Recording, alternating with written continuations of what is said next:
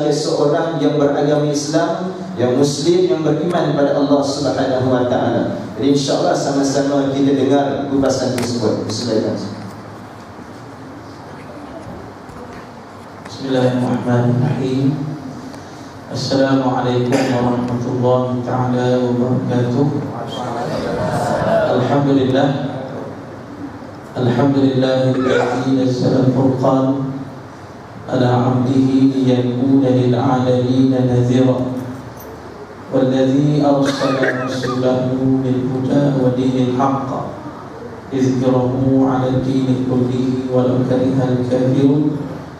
Ashhadu an la ilaha illallah wahdahu la syarika lah wa ashhadu anna Muhammadan 'abduhu wa rasuluh. Allahumma salli wa sallim wa barik ala sayyidil mursalin wa ala alihi wa sahbihi ajma'in, amma ba'd. Qala Allah ta'ala fil kitabihil karim, a'udzu billahi minasy syaithanir rajim, wa minan nasi may yashri nafsahu ibtigha'a mardatillah wallahu ra'ufun bil 'ibad. Shadaqallahul 'azim. Yang berbahagia Tuan Rusi Surau, yang berbahagia Al-Fadhil Ustaz Hafiz Abu Bakar selaku moderator, yang berbahagia sahabat-sahabat panelis Al-Fadhil Ustaz Firdaus Mahdi dan Al-Fadhil Dr. Azhar Muhammad dan Tuan Haji Sulaiman, insyaAllah. Dan seterusnya tuan-tuan, puan-puan muslimin dan muslimat yang mudah-mudahan dirahmati oleh Allah.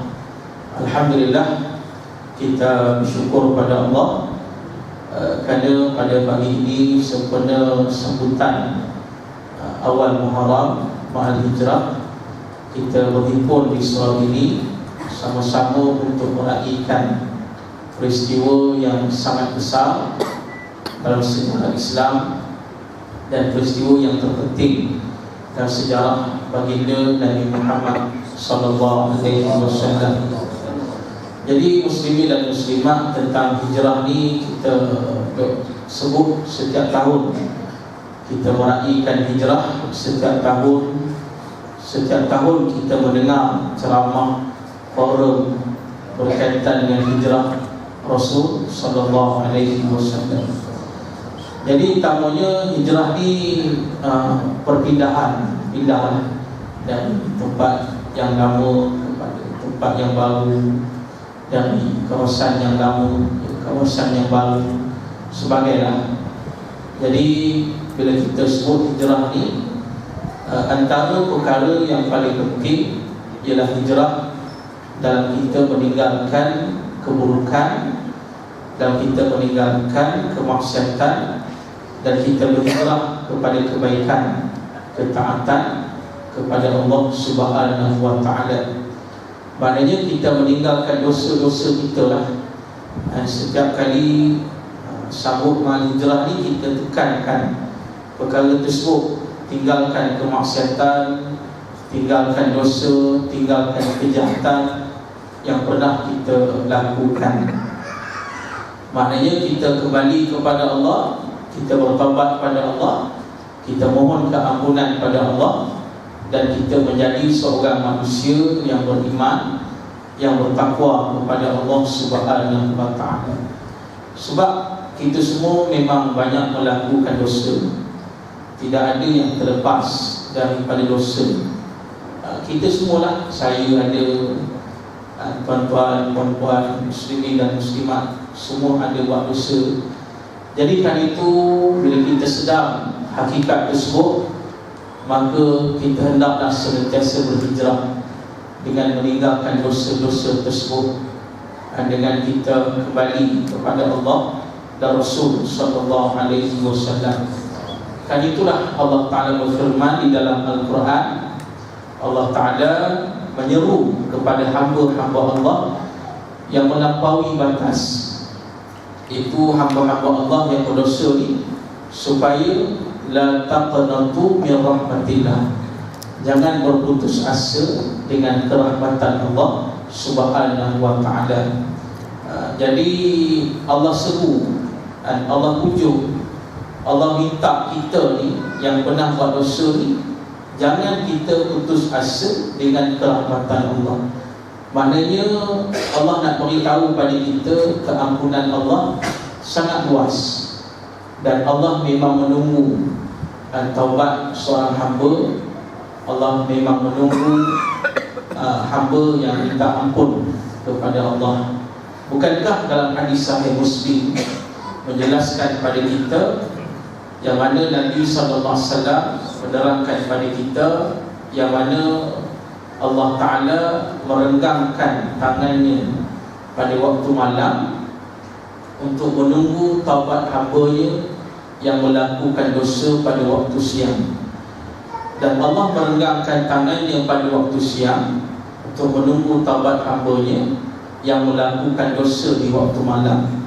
Maknanya setiap masa pintu taubat itu terbuka. Jadi kalau kita tidak ambil peluang tersebut, jadi kita akan termasuk golongan yang rugi. Sebab tuan-tuan muslimin dan muslimat yang akan berhijrah ni, kita akan tempuh akan hijrah yang hakiki. Itu kita akan berhijrah ke alam yang lain. Ini confirm, semua orang akan melalui hijrah ini. Tiba masa kita akan hijrah ke alam kematian. Tiba masa kita akan berhijrah ke alam barzakh. Tiba masa kita akan berhijrah ke alam akhirat. Kita kena ingat dalam hadis yang diriwayatkan oleh Imam Ahmad, Nabi SAW bersabda, "Mautul faja'ah rahatul lil mu'minin wa akhdatu asafin lil fajir." Kata Nabi SAW, mati dengan tiba-tiba, mati dengan mendadak adalah satu kesenangan kepada setiap manusia yang beriman pada Allah. Dan adapun mati yang tiba-tiba ni, yang mendadak ni, satu penyesalan bagi setiap manusia yang berdosa kepada Allah Subhanahu wa ta'ala. Jadi apakah yang dimaksudkan oleh Nabi pada hadis ini? Nabi nak terangkan pada kita, kalau kita beriman pada Allah, matilah pada bila-bila masa pun, kita akan terus mendapat kerahmatan Allah. Matilah dalam keadaan macam mana sekalipun, dengan tiba-tiba ke, mati dalam keadaan sakit ke, apa saja, kita akan terus mendapat kerahmatan dan kesenangan. Pasal kita beriman, kita mati dalam keadaan kita taat pada Allah. Tetapi kalau sekiranya kita ni berdosa, bila ajak berhijrah, kita kata nantilah. Bila ajak bertaubat, kita kata nantilah. Dan bila ajak kita melakukan ibadat taat pada Allah, kita kata nantilah. Suka tangguh dan terus dengan dosa, akhirnya tiba-tiba mati dalam keadaan berdosa. Jadi penyesalan, kata Nabi SAW. Jadi pokoknya muslimin dan muslimat, dan kita akan hijrah ke alam tersebut. Tengok hari ini, macam-macam peristiwa yang berlaku, macam-macam peristiwa kematian, tragedi kematian yang berlaku di hadapan kita, satu demi satu. Kematian yang kita lihat pada hari ini, semuanya tidak disangka-sangka. Yang berlaku di Mekah dan sebagainya. Kita lihat baru-baru ni yang aksiden di Behram tengok sampai hilang bumbung kereta, 3 anak-beranak meninggal dunia. Siapa sangka boleh berlaku macam tu? Padahal kita buat kereta macam biasa tu, bukan kita buat hal pun, orang sebelah buat hal. Langgar tiang, kita yang kena. Mati macam tu saja, mati dengan tiba-tiba. Dia tak kira lah sekarang ni. Jadi pasal itulah, tak kira kita muda lagi ke, kita masih sekolah lagi ke, ataupun kita sudah umur yang sudah tua ke, tak kira lah. Tiba masa kita akan berhijrah ke alam kematian kita. Jadi pasal itu kena senantiasalah ada berhalan kita dengan ketakwaan, dengan keimanan kita kepada Allah.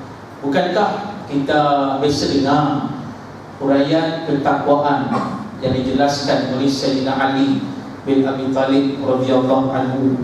Kan Sayyidina Ali berkata, salah satu ciri ketakwaan itu adalah al-isti'dad liyaumir rahim. Bersedia.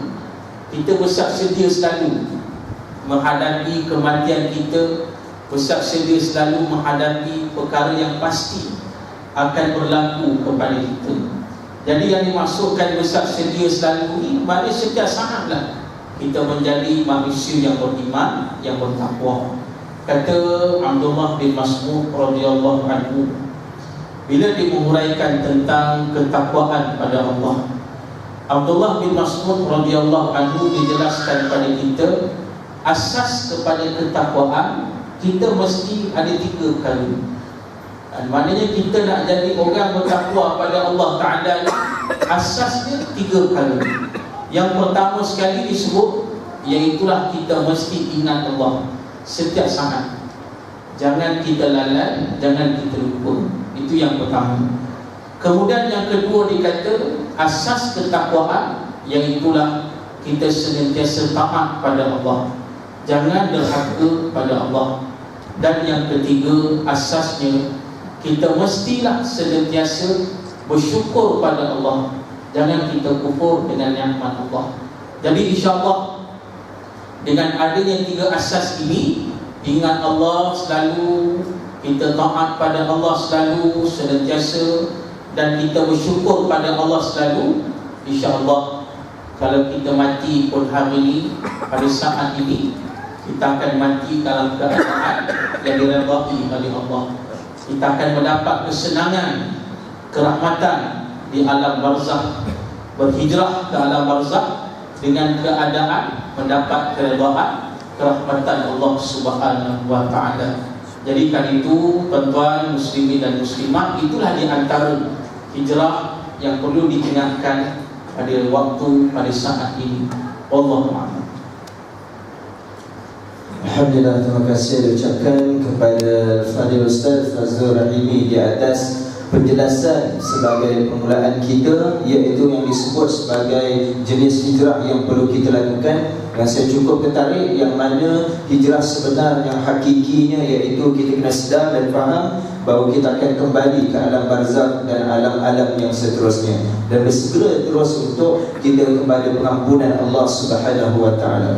Dan insya-Allah pada bincangan yang kedua, pada hadirin hadirat muslimin muslimat yang dirahmati Allah sekalian, sebelum kita teruskan, masih ada masa lagi dan ada kesempatan lagi yang kita tahu masih berada di rumah, yang ada jiran tetangga masyarakat yang lain yang tengah mengupdate di Facebooknya dan di Instagramnya, boleh mesej dan WhatsApp ke bakat ramai hadir ke majlis ilmu Taman Syurga Allah di atas dunia ini, yang mana hari cuti ini saja masa yang kita luangkan untuk fokus majlis ilmu kita hari ini, insya-Allah. Dan untuk kita pergi kepada panel yang kedua bersama dengan Fadil Ustaz Firdaus, iaitu kita pun telah tahu sedia maklum antara yang berjaya dilaksanakan oleh baginda Rasulullah sallallahu alaihi wasallam, yang mana mendapat sebuah negara daulah Islamiah. Jadi sebelum daripada itu, muslimin muslimat yang dirahmati Allah sekalian, ingin kita tahu dan ingin dinyatakan apakah di antara gerak kerja yang dilaksanakan dan diusahakan oleh baginda Rasulullah sallallahu alaihi wasallam hingga mendapat dengan daulah Islamiah tersebut. Maka insya-Allah kita mendengar huraian. Silakan Fadil Ustaz.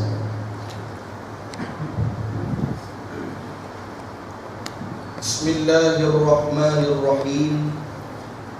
Assalamualaikum warahmatullahi wabarakatuh. Alhamdulillahi rabbil alamin, wassalatu wassalamu ala asyrafil anbiya'i wal mursalin wa ala alihi wa sahbihi ajma'in. Allahumma salli ala Muhammad kama sallaita wa sallamta wa barakta ala Ibrahim wa ala ali Ibrahim fil alamin innaka Hamidum Majid. Yang dimuliakan tuan pengurusi majlis, seluruh sahabat bina, sidang jemaah yang dimuliakan oleh Allah Subhanahu wa taala. Alhamdulillah, pertamanya kita merofakkan kesyukuran kita kepada Allah Subhanahu wa taala di atas nikmat yang Allah taala kurniakan, nikmat yang tidak terhitung hebatnya, nikmat Islam serta nikmat beriman kepada Allah Subhanahu wa taala. Sekaligus kita yang hadir pada pagi ini bertujuan untuk memusakai peninggalan Sayyidil Mursalin sallallahu alaihi wasallam. Sidang jemaah yang dimuliakan oleh Allah Subhanahu wa taala, bila disebut perkara-perkara yang dibawa, yang digerakkan oleh Nabi kita sallallahu alaihi wasallam, Nabi bukan semata-mata dia membawa Islam itu dengan menyebut sembahyang semata-mata, puasa semata-mata, zakat semata-mata, dan haji semata-mata. Tetapi bila mana kita menyebut Islam, hijrah yang Nabi mahu, yang berlaku di dalam bulan Rabiul Awal itu sendiri, ialah hijrah yang Nabi tiada kuasa di Mekah, untuk Nabi mengambil kuasa yang berada di Madinah Al-Munawwarah. Contoh kuasa yang mudah, ayat suratul Jumaah turun di Mekah. Tapi Jumaah ni dia sembahyang Jumaat tak boleh buat Mekah, sebab Tok Nazir Masjid Haram masa tu Abu Jahal. Ini penting ni, dapat masjid. Orang kata sibuk nak dapat masjid ni. Ni tengok, Nabi tak dapat masjid kat Mekah, sampai tak boleh buat Jumaat, sehingga hukum ini tertangguh kena buat di Madinah Al-Munawwarah. Dan Nabi ini dia membawa Islam.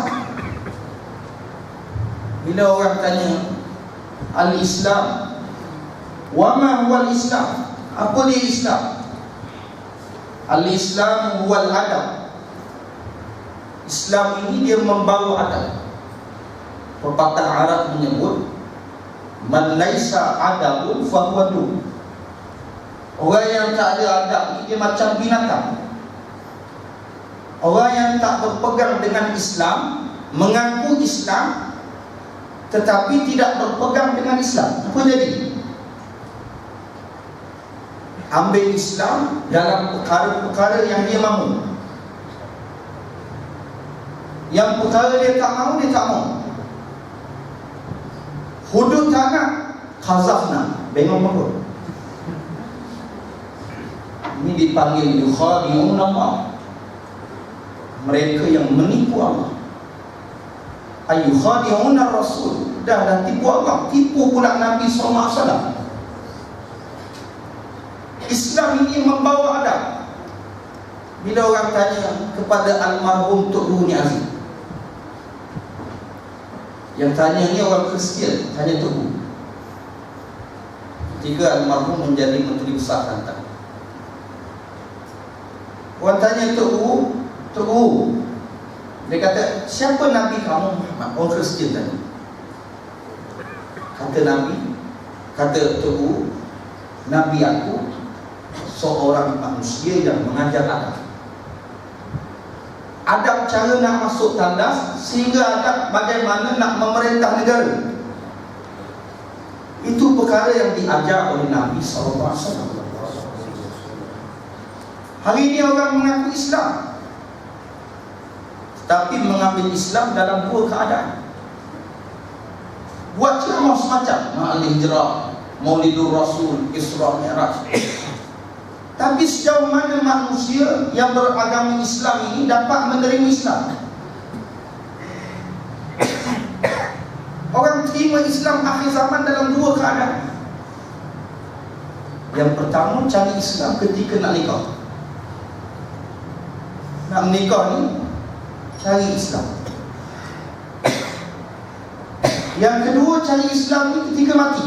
Qalu inna lillahi wa inna ilaihi raji'un. sahaja Islam. Sebab itu masjid yang kita tengok di Kuala Lumpur kebanyakannya, mereka bukan mengimarahkan majlis-majlis ilmu, tetapi mereka mengimarahkan tempat pemandian jenazah. Saya sebut betul. Sehingga peruntukan untuk pemandian jenazah ini sampai 500,000. Kalau mati, afdal mandi di rumah ke atau di masjid? Siapa ajar masjid? Kita hidup 60 tahun, 70 tahun mandi kat masjid ke rumah? Kenapa kita mandi di masjid? Tak boleh mandi ke rumah? Kerana mewarisi kejahilan yang ada. Mewarisi ilmu yang ada ini payah, tetapi mewarisi kejahilan yang ada itu sangat mudah. Sebab itu zaman Nabi sallallahu alaihi wasallam, dia membawa ilmu. Bila mana orang tanya kepada seorang ulama